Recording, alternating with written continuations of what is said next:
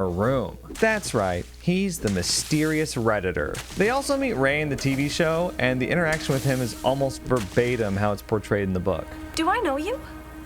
I'm Ray. You were in our house. I was in your house? I saw you. I haven't been in that house in a long time. In a long time? I used to live in that house You did? when I first moved to Dark Falls. Amanda and Josh quickly find out that Ray's not the only one who used to live in their house. Their new friend Karen Somerset also tells them she used to live there. There's a sequence where the neighborhood kids start closing around Amanda and Josh. In the show, Ray's the one who interrupts whatever was about to happen, but in the book, it's the realtor, Mr. Dawes. I really like how the scene was written in the book because Amanda and Josh are having a seemingly normal interaction with the neighborhood kids until she realizes that they have surrounded them. The way it's written, it leaves open the possibility that Amanda could be imagining it. On the show, though, they make it really overt. Hey guys, what's going on? I get it, though. It's hard to depict that kind of feeling visually. It's worth noting at this point that their dog Petey has been barking at literally everyone in Dark Falls. He barks at Mr. Dawes. He barks at random neighbors. He barks at the neighborhood kids.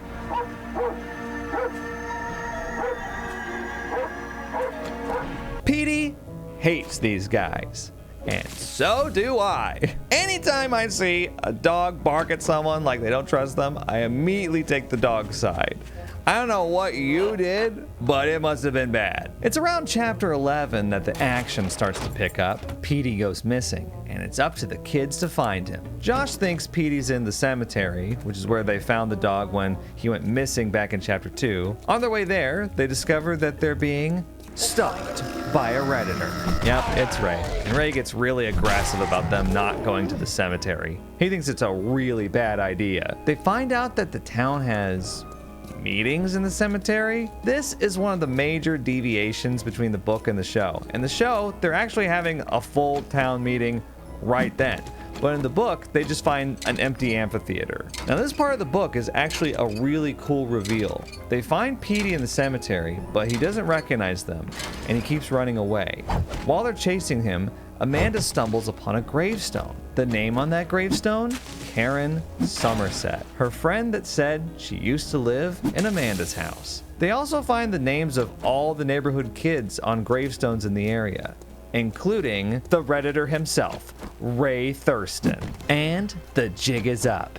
As it turns out, all the neighborhood kids are ghouls, and they've been dead for a long time. This is a really cool reveal. Unfortunately, it's followed by a not so cool reveal. Ray reveals that Petey has been barking at them because they're dead, and dogs, quote, always know, which is why they, quote, have to go. Yup, that's right, Petey's dead. Ray even says they killed the dogs first. Come on, man. I know you hadn't quite nailed down the tone of this children's book series quite yet, but I would think it's a really obvious rule that you don't kill the family dog. Are you writing this down, Arlstein? Can we get a rewrite? Ray further reveals that the ghouls of the town need fresh blood. It's at this point that Josh starts melting Ray with his halogen flashlight, because as it turns out, the ghouls are weak to light. The description in the book is pretty visceral, actually. It talks about Ray's eyeballs rolling out his sockets and everything. Even though they melted Ray, the kids aren't safe yet. They run home to warn their mom and dad, who are away at a party. But for some reason, Karen's in their house, along with all the other neighborhood kids. Some kid named Jerry Franklin cracks a really weird joke here. The kids start repeating that they used to live in Amanda and Josh's house, and then Jerry cracks, and now guess what? Now we're dead in your house. Huh? Okay, listen. Not everyone is cut out for a career in comedy. Gave it your best shot. Not everyone can be as funny as me, right, everybody? Thank you, thank you, thank you. I'm way better than that Jerry guy, right? I'm way better than this dead kid in the book, right? Amanda laments that Karen seems so nice, and one of the other kids says, "We were all nice, but now we're dead." What, you can't be both nice and dead? Well, I guess that makes sense. I mean, We've proven that you can't be funny and dead, right, Jerry? Karen reveals that there was no great Uncle Charles who left him the house. It was just a trick to get new, fresh blood for the town. Thankfully, the realtor Mr. Dawes shows up just in time and whisks the kids away in his car. He takes them back to the cemetery to meet up with Amanda and Josh's parents, but on their way there, Josh trips over a gravestone. A gravestone that reads, Compton Dawes. So yeah, they used the same twist twice. Not my favorite, but it was good the first time, so, you know, it's fine. Mr. Dawes reveals that the town had a plastics factory accident that killed everyone in Dark Falls. And then he says one of the creepiest lines in the book. He tells Amanda that it doesn't hurt to die. You know, it's kind of incredible that this was the best-selling children's book series for a while. There's some pretty, like, genuinely creepy moments and lines in here. I kind of can't believe that I was reading this in the 3rd or 4th grade or whatever. Anyway, the kids escape from Mr. Dawes and find their parents held hostage in the amphitheater by pretty much the whole town. They're about to kill them or something. It's daytime now, and they notice that there's a dead tree blocking the light from the amphitheater, so they decide to push the tree out of the way. Sunlight fills the amphitheater, and we get more graphic descriptions of the Dark Falls townsfolk melting in the sunlight. Look, Karen Somerset's eyes rolled out of her sockets, too. The family's reunited, and they decide to move back to their hometown ASAP. Good idea. As Amanda's leaving Dead House, she sees a new family move in. She simply tells them, I used to live in your house, before getting in the car with her family and speeding away. Wow, that is ice cold, Amanda. Not even gonna warn them? She mentions that she thinks she sees Mr. Dawes standing on the porch with his clipboard, but it's never confirmed. You could make the argument that she thinks that all the townsfolk are vanquished because she saw all of them in the amphitheater before it was flooded with sunlight. But if Mr. It Doesn't Hurt to Die is still hanging around, it kind of seems like the new family's in danger. I don't know. As endings go, it's not that bad. It kind of leaves open the possibility that Dark Falls is just going to continue operating like this for the rest of eternity. Now, you may have noticed it's been a while since we've seen a clip from the TV show in this video, and that's because the way that Welcome to Dead House ends in the TV show is nothing like how it ends in the book. For one thing, the show introduces this ugly family heirloom. The Dark Falls townspeople hate it. It's not really explained why they hate it, but more on the wreath later. The show also introduces a neighbor family, the Thurstons. Knock, knock.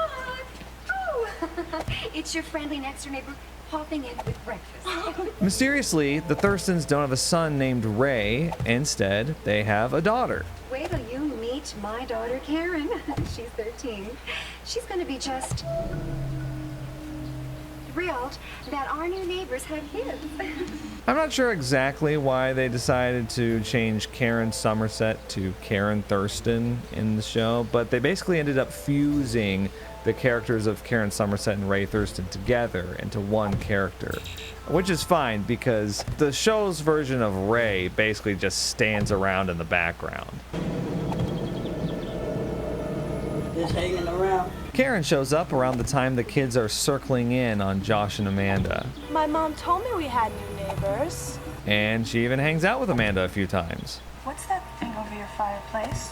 If I were you, I'd get rid of it before something really bad happens. Get rid of our family heirloom? Reef never do that. I want you to know something. I'm not sorry. When Petey goes missing and the kids go searching for him, they stumble upon the cemetery. Josh, look where we are. Like I showed you earlier, the whole town's meeting in the cemetery, where they're just openly plotting when they'll eat the Benson family. By sunset, we'll all eat. Ray the Redditor shows up and has the gall to ask this question.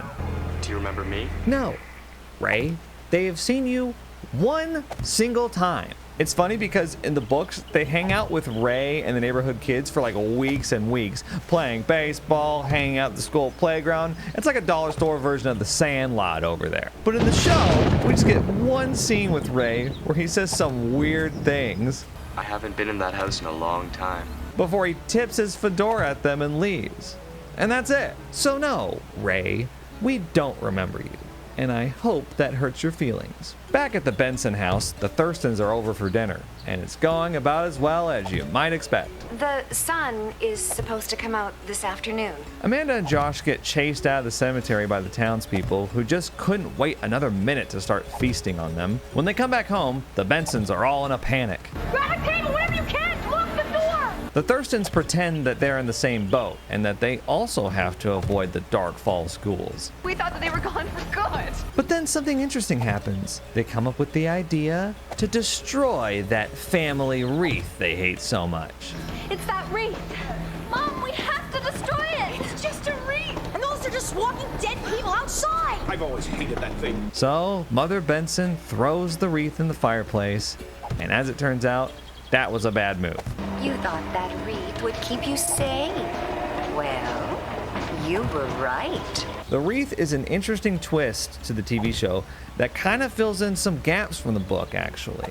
Like, in the book, the Bensons live in Dark Falls for days and days. Like I said, they hang out and play baseball at the school playground for weeks and weeks. And they're in seemingly no danger. But in the show, it's revealed that if it wasn't for the wreath, the Dark Falls dead would have just eaten them right away. It makes you wonder what the Dark Falls dead were waiting for in the book. There's a couple times that Ray Thurston mentions that he's, quote, the Watcher, and his job is to watch the family that moves into Dead House to make sure they don't figure things out too quickly. I'm the Watcher. I lived in your house. Your room was my room. But it doesn't explain why the ghouls don't just descend on the house right away. It's not a big deal, but it's one part where I thought the show provided an elegant solution. So anyway, the Bensons are getting swarmed by dead people in their house, yada yada yada. Mr. Dawes is a real good salesman. And they get chased all the way to their attic before Amanda and Josh get a bright idea.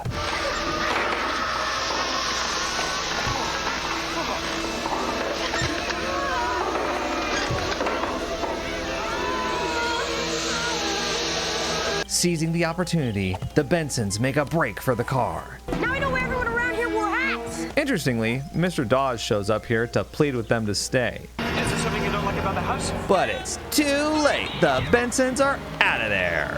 Come back! Come back! Dark Falls needs you! I'm hungry! You know, I really prefer the book to the show in almost every respect, but I do like Mr. Dawes' sudden change of expression at the end there as he reveals his true nature. It's not bad for a kid's show. You may be wondering how the show handles the situation with Petey. Well, on their way out of town, they spot Petey in the road and invite him into the car, only to quickly discover something's wrong with Petey.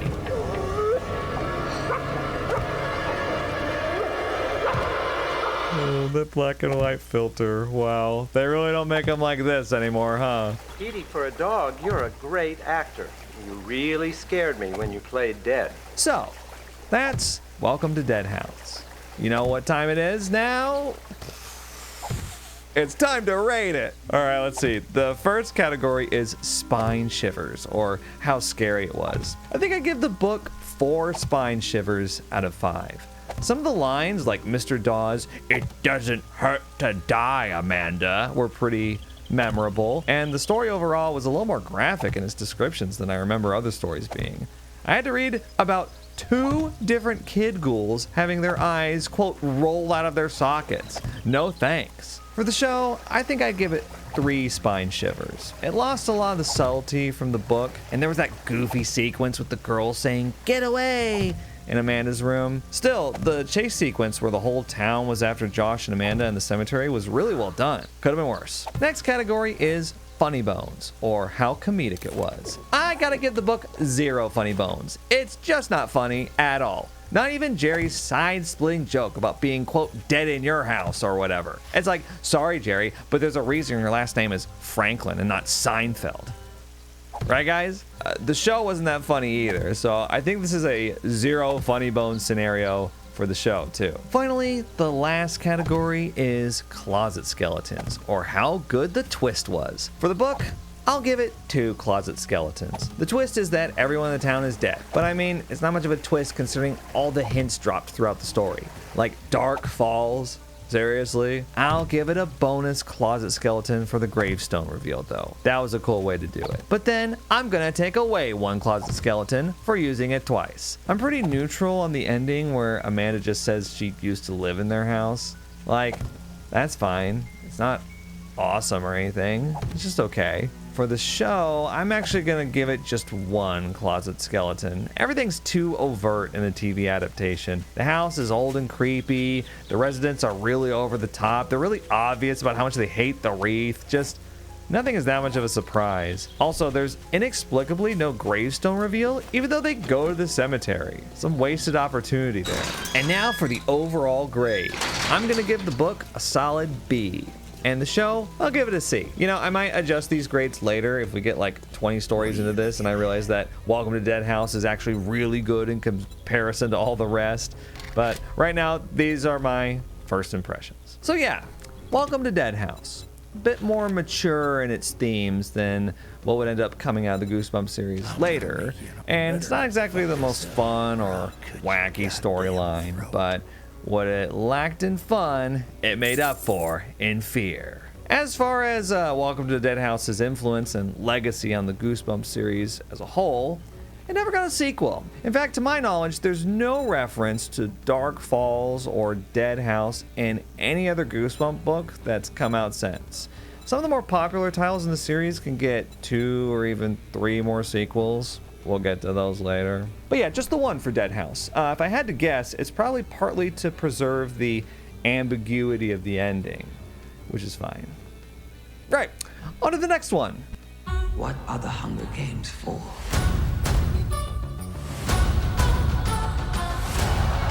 What are the Hunger Games for? They were a way of driving people mad. The Hunger Games, rated PG-13. New shirt.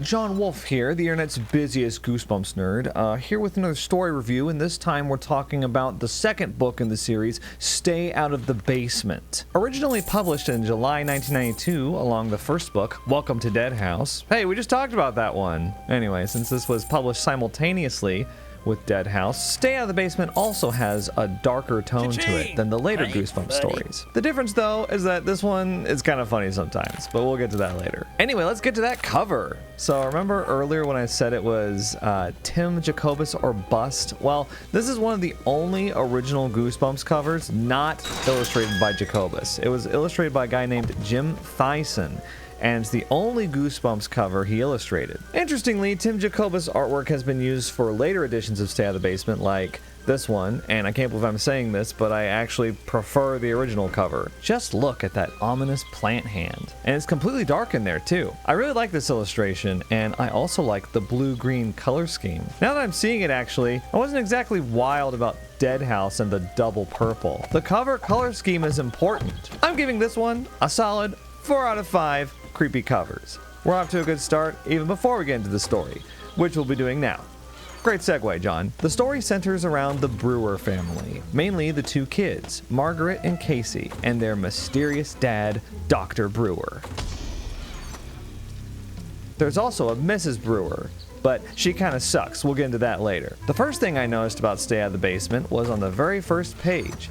It's written in 3rd person. Almost every Goosebumps book is written in 1st person, so this really threw me off at first. After a while, though, I got used to it. Anyway, the first chapter is just Casey and Margaret throwing the frisbee around and talking about their dad's work situation. You see, Dr. Brewer was a scientist at a company called Polytech, but was recently fired. So he's been working from home in the basement, and he has been acting really aloof lately. Margaret even laments that he doesn't even refer to her affectionately anymore. Stop calling me princess. I thought you hated that. The kids decide to go down to the basement to check on him before getting an earful. Stay out of the basement! He said it! He said the thing! He said the title! So interestingly, the book and the show handle this pivotal early scene pretty differently. In the book, he screams this phrase at them from the bottom of the stairs. But in the TV show, he screams at them from the top of the stairs. In the show, Dr. Brewer's just hanging out in the house, but in the book, Margaret notes that he's somehow just cut his hand while working down there, and it's bleeding on his lab coat. So anyway, as you may have gathered by now, Dr. Brewer's very private about what happens in that basement, and he won't stop banging on about it. I just don't want you down in the basement. Did you go into the basement? Don't forget what I said about the basement. You in the basement?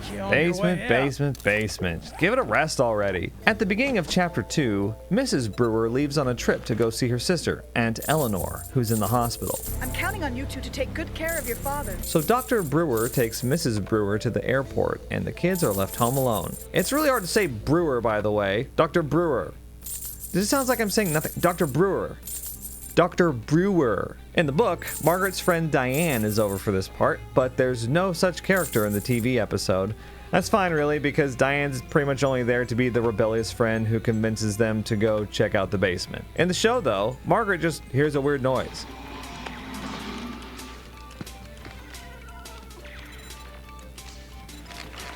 What was that? The kids decide to check out the basement, and as it turns out, the basement is full of plants. It's so humid down there, Casey takes his sweater off. Yeah, Casey's kind of a weirdo. Let's talk about Casey for a second, actually, because one interesting difference between the book and the show is that in the book, Casey is a little brat. You're gross, Margaret. Lucky catch, fatso. Make me a sandwich, Margaret. And naturally, when they're exploring the basement, Casey even treats us to another epic sibling prank. The Goosebumps Act 1 staple. Meanwhile, in the show, Margaret and Casey kind of just work together the whole time. I mentioned earlier that I really liked Amanda and Josh's sibling dynamic, and that I remember later books having much more annoying siblings. But Stay Out of the Basement, for the most part, has an okay sibling dynamic. It's a bit more wholesome in the show than in the book, but Margaret and Casey work together pretty well. I'm getting this pair a solid 3 bickering siblings out of 5. Just kidding, we don't need to rate everything. But just for the record, they would get a 3. Anyway, Dr. Brewer's mysterious basement plants turn out to be pretty noisy. Listen, it sounds like plants are breathing. Margaret even notices she can hear some of them breathing. Uh-oh, looks like Dr. Brewer's home from dropping Mom off at the airport. Why is he honking? Beep, beep. Hey, kids. Hope you're not in the middle of doing anything I wouldn't approve of. You in the basement? Casey suddenly realizes that he left his sweater in the basement. I gotta get it, Dad. I'll know we've been down there. The book actually does something pretty cool here with its third-person perspective. While the first 5 chapters centered around Margaret's experience, it shifts to Casey's for this chapter, and we get to experience the basement again from his point of view. Unfortunately, Mr. Stein doesn't really do much with it. Casey takes like 4 pages to pick his shirt up. So, Dad catches them, and he's very disappointed that they disobeyed him. From this point on in the story, Margaret starts piecing together some puzzling clues about Dr. Brewer. Everything seems to point at something being kinda off about him. Margaret notices that Dad is always wearing a Los Angeles Dodgers cap. He never takes it off. It's kind of funny because in the show, they can't use the Dodgers logo, so they just have him wearing a cap with an S on it instead. Although they act like it's a team logo anyway. Hey, Dad, what's with the cap? I thought you hated baseball. Ah yes, the Los Angeles S's. My favorite team. I used to draw their logo in my notebooks at school growing up. Margaret keeps catching Dad doing weird stuff, one of the funniest being the scene of him scarfing down plant food. In the show, they even take it a step further and show him gulping down like a gallon of water. Dad. This is what I meant earlier when I said, stay out of the basement. It's a little funny. Just look at him. He's really going for it. Next, Margaret spies on him and sees not only some green liquid coming out of a cut in his arm, but also my man's got leaves growing out of his head. The book handles this a little differently than the show. In the book, these are 2 separate incidents, but you get the idea. They're discovering some freaky stuff about him. Finally, and I think this is the funniest one, the kids discover that Dr. Brewer is sleeping on a bed made of dirt.